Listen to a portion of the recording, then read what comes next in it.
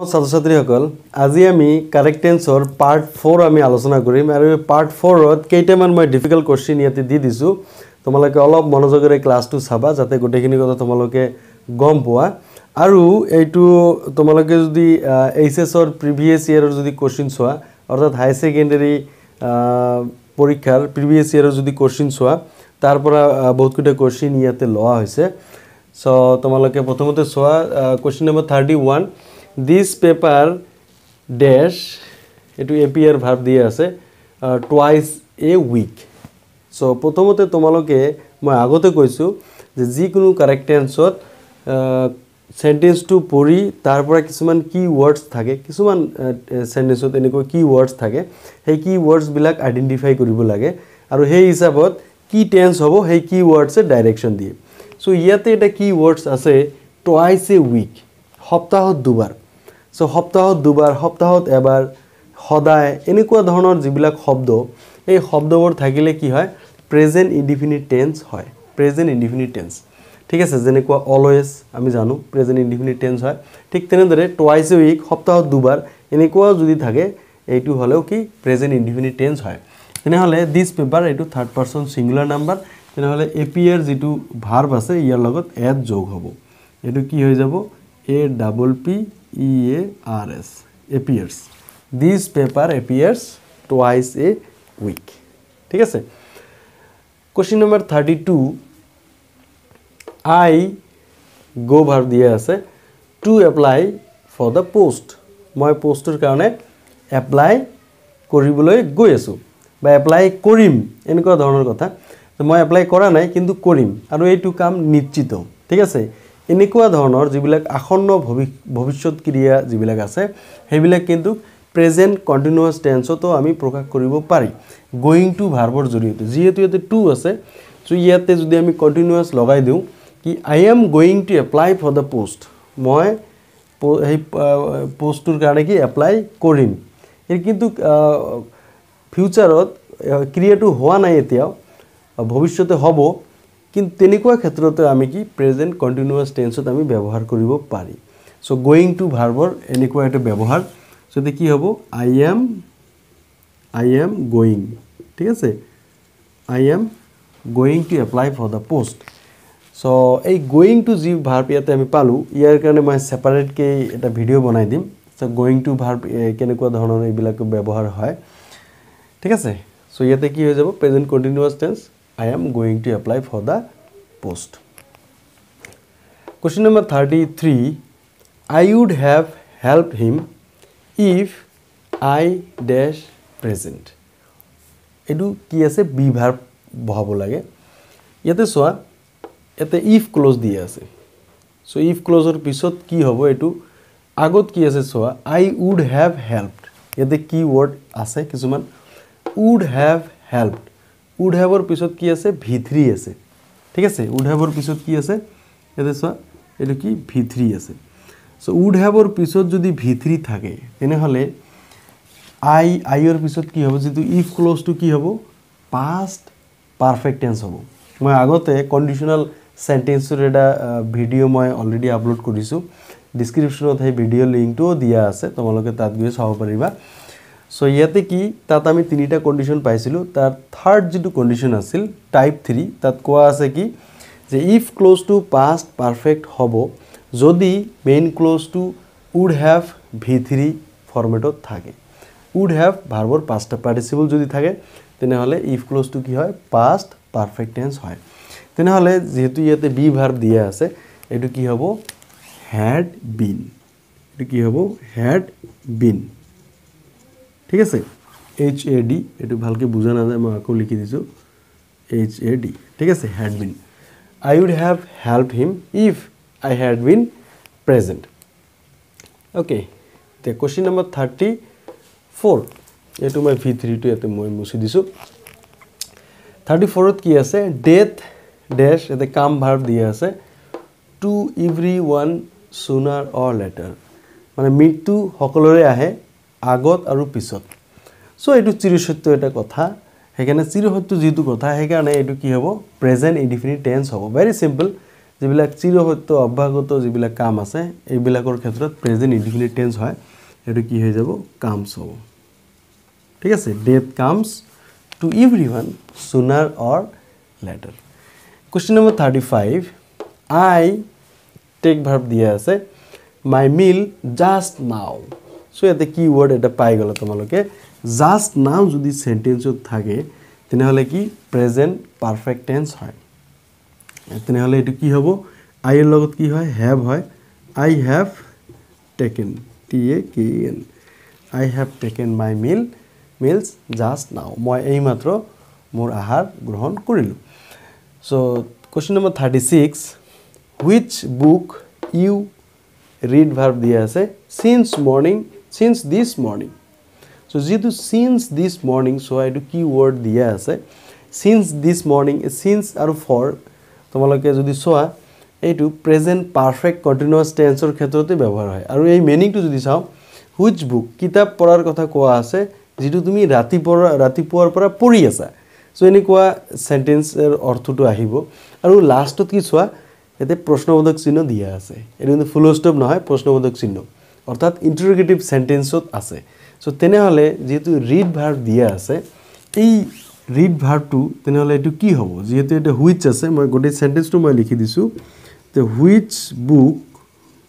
book এটো যেহেতু since this morning ৰাতিপুৱাৰ পৰা কামটো চলি আছে তেনেহলে এই প্ৰেজেন্ট পাৰফেক্ট কন্টিনিউয়াস টেন্স হ'ব কাৰণ প্ৰেজেন্ট পাৰফেক্ট কন্টিনিউয়াস টেন্সত কি হয় বহুত আগতে কামটো আৰম্ভ হৈছে বৰ্তমান লৈকে চলি আছে সো ৰাতিপুৱাৰ পৰা কিতাপটো পঢ়া আৰম্ভ হৈছে এতিয়াও চলি আছে হেকাৰণে কোশ্চেনটো তেনেকুৱা ধৰণৰ যে তুমি ৰাতিপুৱাৰ পৰা কি কিতাপ পঢ়ি আছা হুইচ বুক তেনেহলে কি হ'ব এই হ্যাভ টু আগত আহিব have you been reading which book have you been reading since this morning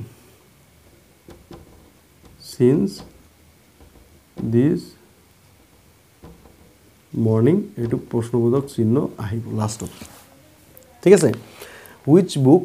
your আগত have আহিব কাৰণ যেহেতু interrogative sentence have you been reading since this morning interrogation সাইনটো দিব লাগিব এইটো যদি নিদিয়া তেনেহলে কিন্তু ভুল হৈ যাব ঠিক আছে বি কেয়ারফুল এনেকুৱা সেন্টেন্সৰ ক্ষেত্ৰত এইটো ইন্টাৰোগেটিভ যেটো সাইন আছে প্ৰশ্নবোধক চিহ্ন এই চিহ্নটো গুৰুত্বপূৰ্ণ প্ৰশ্নবোধক চিহ্নটো নিদিলে ইয়াতে তোমালোকে মার্ক না পাবা ঠিক আছে সো এটো আহি গেল কি হ্যাভ এটো বিন রিডিং ইউর পিছত আহিব তাৰপিছত question number 37 the old man dash only an hour ago die আছে মানুহজন তো বুঢ়া মানুহজন 1 ঘন্টা আগত মৰিলে past indefinite tense কেনেকৈ মই গম পালো যেহেতু an hour ago 1 ঘন্টা আগত যেহেতু কামটো অলৰেডি হৈ গৈছে সেইকাৰণে এটো কিওয়াৰ্ড এটো হৈছে কিওয়াৰ্ড an hour ago যেহেতু এগো আছে তোমালোকে জানাই যে এগো থাকিলে কি হয় তোমালোকে এটো মনত ৰাখিবা এগো থাকিলে প্রেজেন্ট past indefinite tense হয় তেনেহলে কি হ'ব the old man died died the old man died only an hour ago মাত্ৰ 1 ঘন্টা আগত বুঢ়া মানুহজন মৰিছিল Question number 38 many people dash in the last world war যোৱা বিশ্বযুদ্ধত বহুতো মানুহ মৃত্যুবৰণ কৰিছিল এনেকুৱা যিবিলাক সেন্টেন্স আছে এই সেন্টেন্স বিলাক পেসিভ ভয়েসত থাকে যদি পেসিভ ভয়েসত থাকে তেনেহলে কি হ'ব এটো পেসিভ ভয়েসত যদি তোমালোক কৰিবলৈ চেষ্টা কৰা যেহেতু অলৰেডি হৈ গৈছে লাস্ট ওয়াৰ্ল্ড ওয়াৰ যোৱা এটো লাস্ট কি আছে লাস্ট ইয়াৰ লাস্ট মান্থ ঠিক আছে এনেকুৱা থাকিলে তোমালোকে জানা এটো পাস্ট ইনডিফিনিট টেন্স হয় আৰু পাস্ট ইনডিফিনিট টেন্স হলে এটো কি হ'ব যদি পেসিভ ভয়েস হয় the many people were killed হ'ব were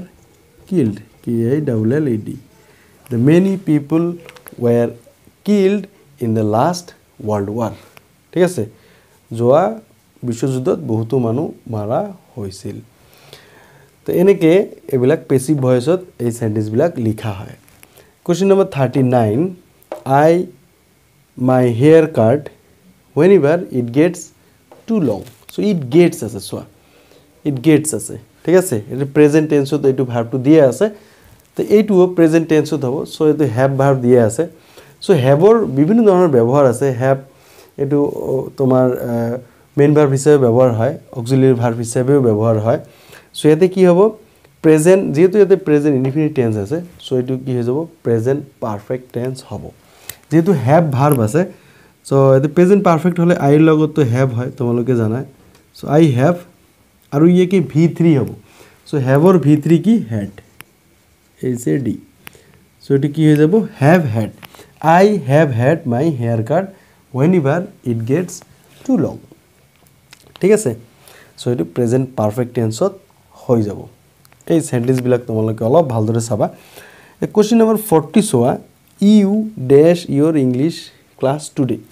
সো ইয়াতে লাস্টত কি ইন্টারোগেশন চিহ্ন অর্থাৎ প্রশ্নবোধক চিহ্ন ইয়াতে দিয়া আছে তো প্রশ্নবোধক চিহ্ন হলে এই সেন্টেন্সটো প্রশ্নবোধক বাক্য হ'ব তো যেহেতু ইয়াতে ইউ আছে সো ইয়াৰ আগত এটা অক্সিলিয়াৰি ভাৰ্ব আহিব এতে কথাটো হৈছে কি তুমি আজিৰ ক্লাসটো কেনেকুৱা এনজয় কৰিছা না কৰিছিলা ঠিক আছে তো যেহেতু ক্লাসটো অলৰেডি হৈ গৈছে আজিৰ ক্লাসটো অলৰেডি হৈ গৈছে তাৰ পিছতে প্ৰশ্নটো কৰা হ'ব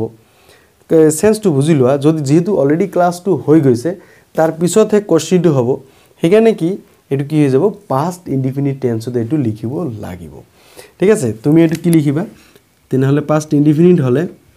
এটো এনজয়ড হল হতেন তেনহলে এটো কি হ'ব ডিড ইউ ডিড টু আগত আহিব ডিড ইউ এনজয়